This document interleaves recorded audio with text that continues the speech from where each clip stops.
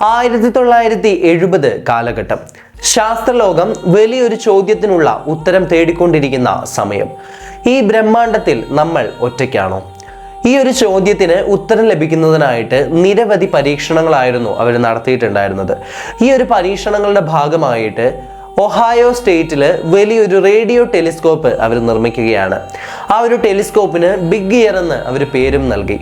എന്നാൽ സാധാരണ ടെലിസ്കോപ്പുകളെ പോലെ കേവലം നക്ഷത്രങ്ങളെ നിരീക്ഷിക്കുന്നതിന് വേണ്ടി ഉപയോഗിക്കുന്ന ഒരു ടെലിസ്കോപ്പ് ആയിരുന്നില്ല ബിഗ് ഇയർ എന്ന പേരിൽ അറിയപ്പെട്ടിരുന്ന ഈ ഒരു ടെലിസ്കോപ്പ്.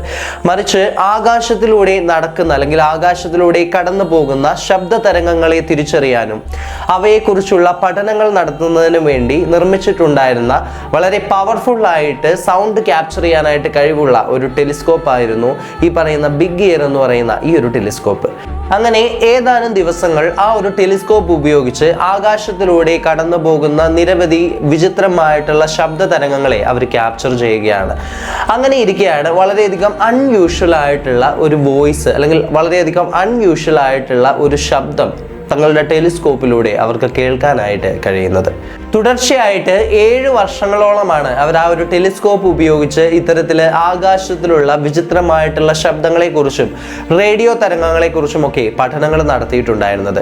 എന്നാൽ 7ാം വർഷത്തിൽ ഈ ഒരു ശബ്ദം അല്ലെങ്കിൽ ഈ ഒരു ശബ്ദങ്ങളിൽ നിന്നുമൊക്കെ വളരെയധികം വ്യത്യസ്തമായിട്ട് വളരെയധികം അൺയൂഷ്വൽ ആയിട്ടുള്ള ഒരു ശബ്ദത്തിന്റെ പാറ്റേൺ അവരുടെ ശ്രദ്ധയിൽപ്പെടുകയാണ്.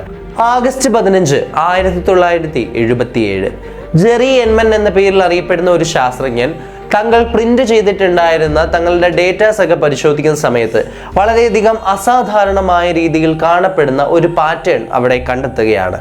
ആ ഒരു പാറ്റേൺ സാധാരണ സ്പേസ് ശബ്ദങ്ങളിൽ നിന്നും ഒരുപാട് വ്യത്യസ്തമായിരുന്നു. ഏകദേശം 30 മടങ്ങ് ശക്തിയുള്ള ഒരു ശബ്ദത്തിന്റെ പാറ്റേൺ ആയിരുന്നു അത്. എന്നാൽ കേവലം സാധാരണയായിട്ടുള്ള സ്പേസിൽ നിന്ന് കേൾക്കുന്ന അൺയൂഷ്വൽ നോയ്സസ് പോലെ ഒന്നുമായിരുന്നില്ല ആ ഒരു നോയ്സ് ഉണ്ടായിരുന്നത്.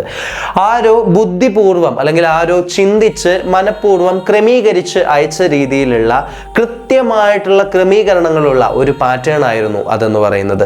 വളരെയധികം സ്ട്രെയിഞ്ച് ആയിട്ടുള്ള ഒരു സിഗ്നൽ ആയിരുന്നു അവർക്ക് ഇതിൽ നിന്ന് ലഭിച്ചിട്ടുണ്ടായിരുന്നത്.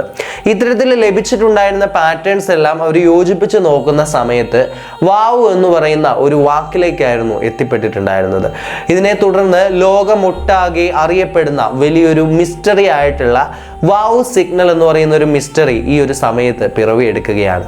ഈ ഒരു സംഭവത്തിന് ശേഷം ഒരുപാട് ചർച്ചകൾ ഈ ഒരു വിഷയത്തെ പറ്റിയിട്ട് നടക്കാനായിട്ട് ആരംഭിക്കുകയാണ്.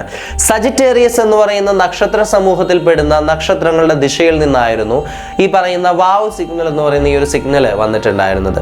ഇതിൽ വളരെയധികം സ്ട്രെയിഞ്ച് ആയിട്ട് തോന്നിയിട്ടുണ്ടായിരുന്ന ഒരു കാര്യം എന്താണെന്ന് വെച്ച് കഴിഞ്ഞാൽ കേവലം 72 സെക്കൻഡുകൾ മാത്രമായിരുന്നു ഈ ഒരു സിഗ്നൽ നീണ്ടു നിന്നിട്ടുണ്ടായിരുന്നത്.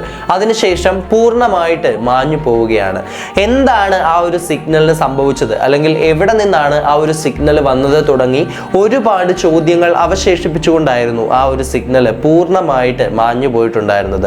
ഇതിനുശേഷം വർഷങ്ങളോളം ഈ ഒരു സിഗ്നലിനെ തിരിച്ചു ക്യാപ്ചർ ചെയ്യാനായിട്ട് ആ ഒരു സിഗ്നൽ ക്യാപ്ചർ ചെയ്യപ്പെട്ട അതേ ഫ്രീക്വൻസിയിലൊക്കെ ശാസ്ത്രലോകം പരീക്ഷിച്ചുവെങ്കിലും യാതൊരു വിധത്തിലുള്ള ട്രേസുകളും അവർക്ക് കണ്ടെത്താനായിട്ട് കഴിഞ്ഞിട്ടുണ്ടായിരുന്നില്ല. പൂർണ്ണമായിട്ടും നിശബ്ദമായിട്ടുള്ള ഒരു റിസൾട്ടായിരുന്നു അവർക്ക് ലഭിച്ചിട്ടുണ്ടായിരുന്നത്. ഇതിനുശേഷം വാവ് സിഗ്നൽ എന്ന് പറയുന്നത് വലിയൊരു മിസ്റ്ററി ആയിട്ട് മാറുകയാണ്. എവിടെ നിന്നാണ് ആ ഒരു സിഗ്നൽ വന്നിട്ടുള്ളത് എന്ന ചോദ്യം എല്ലാവരുടെയും മനസ്സിൽ ഉടലെടുക്കാനായിട്ട് ആരംഭിച്ചു. ഈ ഒരു കാര്യത്തിന് ശേഷം ഒരുപാട് സിദ്ധാന്തങ്ങളാണ് ഈ ഒരു കാര്യത്തെ പറ്റിയിട്ട് മുന്നോട്ട് വന്നിട്ടുണ്ടായിരുന്നത്. അതിൽ പ്രധാനമായിട്ട് ആളുകൾ പറഞ്ഞുകൊണ്ടിരുന്നത് ഇവർ പേരിട്ടിട്ടുണ്ടായിരുന്ന ബിഗ് ഇയർ എന്ന പേരിൽ അറിയപ്പെടുന്ന ആ ഒരു ടെലിസ്കോപ്പിന് എന്തെങ്കിലും വിധത്തിലുള്ള തകരാറുകൾ സംഭവിക്കുകയും ഇതുമൂലം വളരെയധികം ഫോൾസ് ആയിട്ടുള്ള അല്ലെങ്കിൽ വളരെയധികം നെഗറ്റീവ് ആയിട്ടുള്ള സൗണ്ട് സിഗ്നലുകൾ അത് ക്യാപ്ചർ ചെയ്യുകയും ചെയ്തിട്ടുണ്ടാകാമെന്നും ഈ ഒരു കാരണം കൊണ്ടാണ് അവർക്ക് വളരെയധികം വികൃതമായിട്ടുള്ള അല്ലെങ്കിൽ വളരെയധികം സ്ട്രെയിഞ്ച് ആയ രീതിയിലുള്ള സൗണ്ട് സിഗ്നലുകൾ കാണാനായിട്ട് കഴിഞ്ഞത് എന്നുമൊക്കെ ഒരുപാട് ആളുകൾ പറയുകയാണ്. ഇതുകൂടാതെ ചില ആളുകൾ സ്പേസിൽ നിന്നും മനഃപൂർവ്വം മനുഷ്യർക്ക് വേണ്ടിയിട്ട് ഏലിയൻസ് ഒരു വാർണിംഗ് നൽകിയതാകാമെന്നും, അല്ലെങ്കിൽ ഏലിയൻസ് ഒരു വാർണിംഗ് എന്ന രീതിയിൽ മനുഷ്യരിലേക്ക് അയച്ചിട്ടുള്ള ഒരു സൗണ്ട് സിഗ്നൽ ആകാം ഇതെന്ന് വിശ്വസിക്കുന്ന ആളുകളും നമുക്ക് ചുറ്റുമുണ്ട്. എന്നാൽ ശാസ്ത്രലോകത്തിന് ഇന്നും ഇതിനെ പറ്റിയിട്ട് യാതൊരു വിധത്തിലുള്ള കൺഫർമേഷനും ലഭിച്ചിട്ടില്ല, അല്ലെങ്കിൽ ഇതിനെ പറ്റിയിട്ട് യാതൊരു വിധത്തിലുള്ള മറുപടികളും ഇല്ല എന്നത് തന്നെയാണ് ഇതിൻ്റെ യാഥാർത്ഥ്യം എന്ന് പറയുന്നത്. ഈ ഒരു കാര്യത്തെ പറ്റിയിട്ട് ഒരുപാട് പഠനങ്ങളും ഇന്നും നടന്നുകൊണ്ടിരിക്കുന്നുണ്ട്. എന്നാൽ യാതൊരു വിധത്തിലുള്ള റിസൾട്ടുകളും ആ ഒരു പഠനങ്ങൾക്കൊന്നും ഉണ്ടാകുന്നില്ല എന്നത് തന്നെയാണ് ഇതിൻ്റെ ഏറ്റവും വലിയ പ്രത്യേകത എന്ന് പറയുന്നത്. എന്താണ് ഈ ഒരു ശബ്ദത്തിൻ്റെ ഉറവിടം, അല്ലെങ്കിൽ എവിടെ നിന്നാണ് ഈ ഒരു ശബ്ദം വന്നുകൊണ്ടിരിക്കുന്നത് എന്നതിനെ പറ്റിയിട്ടൊന്നും യാതൊരു വിധത്തിലുള്ള ഉത്തരങ്ങളും ആർക്കും തന്നെ ഇന്നേ വരെ കണ്ടെത്താനായിട്ട് കഴിഞ്ഞിട്ടില്ല. SCTA എന്ന് പറയുന്ന ഫോർമേഷന്റെ ചരിത്രത്തിലെ തന്നെ ഏറ്റവും നിഗൂഢകരമായിട്ടുള്ള ഒരു കേസാണ് ഈ പറയുന്ന വാവ് സിഗ്നൽ എന്ന് പറയുന്ന ഒരു കേസ് എന്ന് പറയുന്നത്.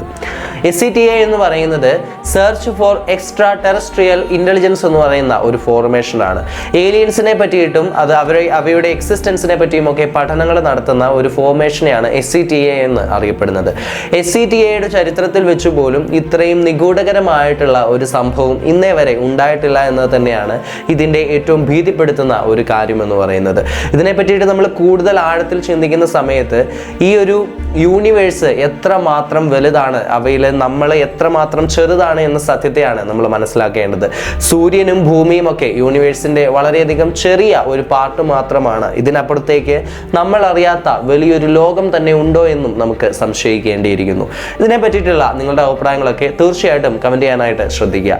സോ മറ്റൊരു വീഡിയോയുമായി see you on the next chapter. Until then, it's me Jaswin from Secret Book signing off.